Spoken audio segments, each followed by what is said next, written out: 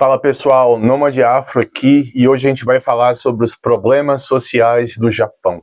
Eu morei no Japão por 4 meses e eu identifiquei vários problemas na questão social e eu vou falar nesse vídeo sobre os 6 maiores problemas que eu observei durante esse tempo que eu passei por lá. Primeiro problema são normas sociais, né? No Japão tem um conceito chamado Hone e Tatamai, que é um conceito bem claro nas questões de como você se comporta com relação a outra pessoa. Porque no Japão tem muito essa filosofia de manter a harmonia, de sempre manter a sociedade em paz. É um pensamento muito coletivista que a gente tem por lá. E o conceito de Hone Tatamai é justamente isso. O Hone seria a sua parte íntima, como você se sente, como você está se sentindo com relação a várias coisas, e o Tatamai, a sua face com relação ao público. Como você reage a uma pessoa que você encontra no trabalho, como você reage com uma pessoa que você encontra numa estação de metrô. Então, o Tatamai é a forma que os japoneses usam de ficar sempre mantendo a harmonia na sociedade. E é por isso que também tem uma frase, né, que a gente fala que quando você encontra com uma pessoa num lugar público no Japão, né, a chance que essa pessoa está vestindo essa máscara, o Tatamai, é muito grande, porque esse é o pensamento da sociedade japonesa, é sempre manter a harmonia, evitar os conflitos. Então, mesmo que você esteja errado em alguma situação, você andou, pisou no pé de alguém, pede desculpa e segue para frente, não causa problema, porque o que é mais importante é manter a tranquilidade, é manter a paz, é manter a harmonia na sociedade. E quais são os problemas que isso gera, né? Por um lado, eu acho isso muito bom, esse pensamento coletivista.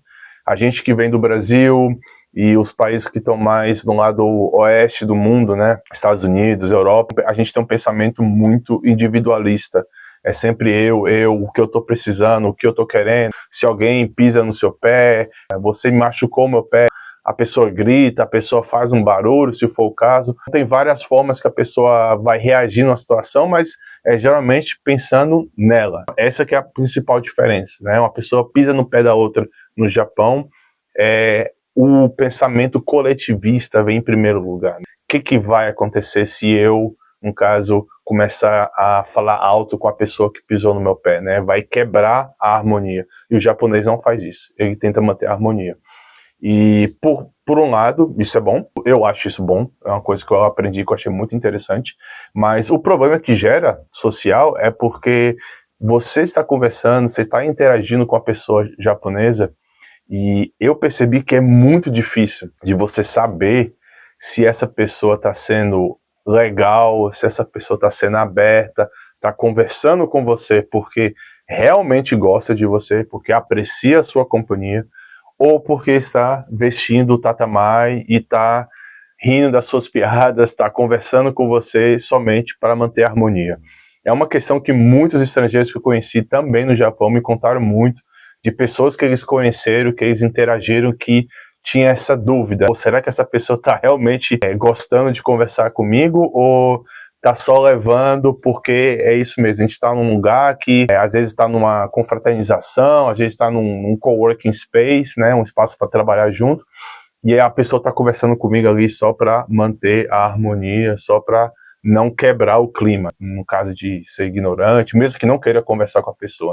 Ele vai e conversa para manter a harmonia. O que acaba gerando nisso é um problema que você não sabe o que se passa na cabeça do japonês. E isso é muito interessante, por um lado, porque eu passei por várias situações também que eu conversava com algumas pessoas que eu realmente não sabia o que estava acontecendo.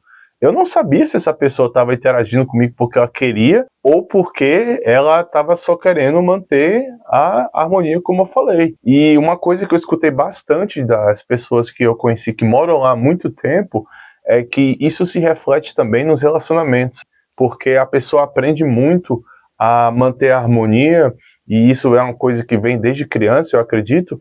Então é mais difícil para ele se abrir e conversar, né, verbalmente, chegar para uma outra pessoa e falar, eu tô chateado por conta disso, eu tô feliz por conta disso, não só a questão ruim, mas também a questão mais alegre. E o que as pessoas me contaram é que isso acontece também muito em relacionamentos amorosos, onde um parceiro ou a parceira não está feliz, está descontente, ou até está com raiva, foi uma coisa momentânea, mas não consegue verbalizar para o parceiro, a parceira não entende o que está acontecendo, então fica aquela situação que uma pessoa está descontente, está com raiva, mas a comunicação ali não está acontecendo. Esse é o primeiro problema que eu enxerguei, é você entender o que está passando nas suas interações com os japoneses. É uma coisa que demora mais tempo, você tem que passar muito mais tempo com uma pessoa para conectar bem, para realmente entender como que essa pessoa se comporta e pegar, né, aquelas mensagens mais subliminares, porque no final das contas, muitos deles têm sim esse problema de verbalizar o que está acontecendo por conta de manter a harmonia. O segundo problema é com relação ao trabalho. Os japoneses trabalham muito, muito mesmo. E o motivo para isso são vários. E um deles, por exemplo, é a mentalidade japonesa que surgiu depois da Segunda Guerra Mundial de trabalhar muito para reconstruir o país. Ela ficou bastante, porque depois da Segunda Guerra Mundial, teve até, né, a bomba de Nagasaki, Hiroshima, o país teve que se reconstruir, então os japoneses trabalharam muito duro, e tanto é que eles reergueram o país muito rápido, economicamente, né, a gente sabe como é que é a situação do Japão agora. E outra coisa que acontece muito no Japão é o conceito da hierarquia. A hierarquia onde o seu chefe, ele é a autoridade, ele fala para você o que está precisando e vamos dizer que ele vai te passar uma tarefa que você tem uma semana para fazer, mas você acha que precisa de 2 e ele vai falar, não, você vai ter que terminar em uma semana. Então muitos japoneses, eles trabalham horas extras, trabalham final de semana, o que for necessário para terminar em uma semana, porque o chefe falou que precisa estar pronto em uma semana. É importante também para eles, né, na cultura japonesa, de dar o sangue para a empresa. Isso também é uma coisa que vem depois da Segunda Guerra Mundial, uma mentalidade que muitos japoneses, eles trabalham para uma empresa e eles ficam leais para essa empresa por muitos anos, muitos mesmo, 20, 30. Isso é uma coisa que aconteceu no Brasil também há muito tempo, mas eu acho que nos últimos 10 anos, eu diria, já mudou bastante, né? O vestir a camisa que a gente fala. Então, o japonês veste muito a camisa, e isso acaba gerando essas situações, onde trabalhar muito é visto como uma coisa boa, porque você está vestindo a camisa da empresa, então você está mostrando a sua lealdade para a empresa, e na visão dos outros funcionários isso é bom. E a mais, o problema é que acaba gerando essa extrema carga de trabalho. O terceiro problema é a questão do idioma. Isso acontece em vários países, mas no Japão eu percebi que sem o japonês é bem mais difícil de se conectar por conta dos japoneses serem mais frios. O Brasil, tenho certeza que é diferente. Uma pessoa de outro país vai para o Brasil, está aprendendo português, o brasileiro tem mais paciência, o brasileiro é mais aberto, vai dar mais oportunidades para a pessoa aprender a língua e aprender bem rápido, porque a comunicação vai estar sempre acontecendo. E como eu falei em outro vídeo sobre o japonês é muito tímido. Se você entra lá no Japão e você não sabe japonês, você vai se encontrar em situações que é muito difícil um japonês chegar para você e começar a conversar com você. Você tem que estar sempre iniciando as conversas. Se você for uma pessoa mais introvertida, mais tímida também, você tá com um problema, porque é muito difícil deles fazer o primeiro passo. E se você não fizer, então não vai acontecer nenhum tipo de interação. E o que eu observei é que sem o japonês é bem complicado. Eu, no começo, eu estava só falando inglês e eu percebi que estava bem difícil de conseguir desenvolver conversa. Quando eu comecei a estudar o japonês, o meu japonês ainda está no nível básico, mas eu comecei as minhas conversas com os japoneses em japonês, e aí depois eu mudava para o inglês e explicava para eles que meu japonês ainda é básico, eu não consigo conversar 100% na língua deles.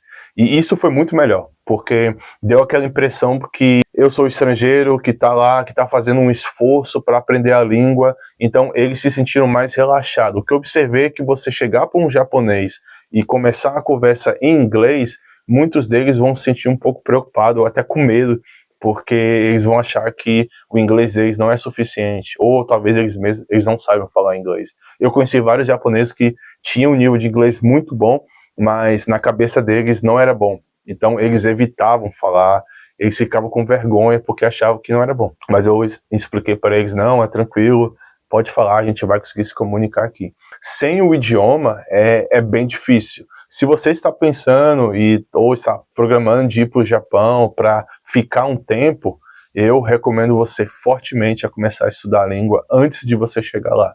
Agora, se você vai para o Japão só para visitar, você não precisa se preocupar, porque você vai ficar mais em áreas turísticas. Quarto problema que eu identifiquei foi a questão da pedofilia. É muito grande no país. O governo já tentou várias formas de combater e a maioria delas estão falhando, mas ele está sempre tentando algo novo. E agora, uma das últimas coisas que eu vi é que se você comprar um celular no Japão, é você colocar o celular no silencioso e você tirar uma foto, ele vai fazer barulho. Não interessa a marca, se é iPhone, não interessa se é Samsung, qualquer celular que é vendido no Japão, ele tem essa função já programada para fazer o barulho. E o motivo é porque está tendo muita gente tirando foto de outras pessoas em lugares públicos, lógico, sem autorização. E a maioria dos casos eram pessoas mais velhas, homens, tirando fotos de mulheres mais novas, tentando tirar foto por baixo da saia, transporte público, escadas e outros lugares. É um problema que é reconhecido no país, mas que a solução ainda não apareceu. Estão tentando várias coisas, mas uma solução que realmente foi efetiva até o momento não apareceu. Quinto problema é a questão do transporte. É uma questão de infraestrutura, porque o transporte no Japão é muito bom, porém, depois da meia-noite, ele se encerra. Então, se você está em cidades grandes como Osaka, como Tóquio, depois da meia-noite é muito caro pagar um táxi. E o que acontece é que muitas pessoas têm até uma piada, né, lá no país, que quando você vai sair com seus amigos, ou você sai até meia-noite, ou você sai até às 5 da manhã. Porque não existe meio termo. 5 da manhã é quando o metrô começa a funcionar de novo. Isso afeta o social de uma forma que, por exemplo, você está em Tóquio, você está no norte da cidade, e você tem um amigo que está no sul, só para vocês se encontrarem, já vai ser 1h30 de metrô, porque Tóquio é uma cidade gigantesca, são 37 milhões de pessoas. E depois do trabalho, né, geralmente, a pessoa trabalha, vai se encontrar depois do trabalho. Então, quando você consegue encontrar com um amigo, com uma pessoa, já é 8, 9 horas da noite, mas depois você tem que estar preocupado já com a hora de voltar para casa, porque se você perder o último metrô, que é geralmente entre 11h30 e meia-noite 15, então você vai gastar muito dinheiro com o táxi. Uma outra opção, lógico, é o internet café. Foi assim que surgiu esse negócio. Internet café são muito famosos em Tóquio, em Osaka, nas cidades mais grandes, porque as pessoas vão para esses lugares, elas pagam para ficar lá por 1, 2, 3 ou até 6 horas, e você vai ter uma sala pequena, que vai ter um colchonete, ter um acesso à internet, eles te dão uma sopa e tem um banheiro se você quiser tomar um banho. O que muitas pessoas fazem, eles ficam lá e matam um tempo. Você estava saindo até as 2, 3 da manhã, vai para o internet café, fica 2, 3 horas, até 5 horas, e aí pega o primeiro trem para poder voltar para casa. Por conta desses horários do trem, muitas das vezes, quando você chama um amigo para sair, se você for tentar ser espontâneo, esquece. Já vai falar, não vai dar. Por conta do horário também do metrô. E vai ficar pensando, pô, se eu sair de casa agora, é 1h30, até a gente se encontrar, a gente vai passar provavelmente 1 ou 2 horas juntos e já vai ter que ir embora, porque tem que ficar preocupado com essa questão de voltar para casa. Sexto e último problema que eu observei é o consumo de álcool. Os japoneses bebem muito, mas muito mesmo. E tem vários motivos para isso. O que eu observei, em primeiro lugar, é muito estresse com relação ao trabalho. Muitos têm esse hábito de beber muito depois do trabalho para relaxar, né? Para esquecer do dia difícil do trabalho.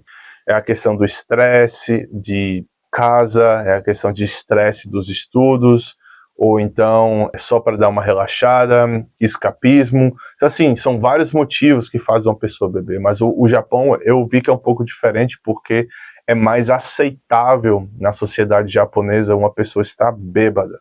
Eu vi várias vezes, inclusive um dia eu tive que carregar um japonês bêbado, ele vomitou nas pernas dele, tava lá um cheiro terrível, e eu tava com outros 2 japoneses e a gente carregou ele porque ele caiu bêbado na estação do metrô, mais perto do trilho, né, e tava quase para cair no trilho.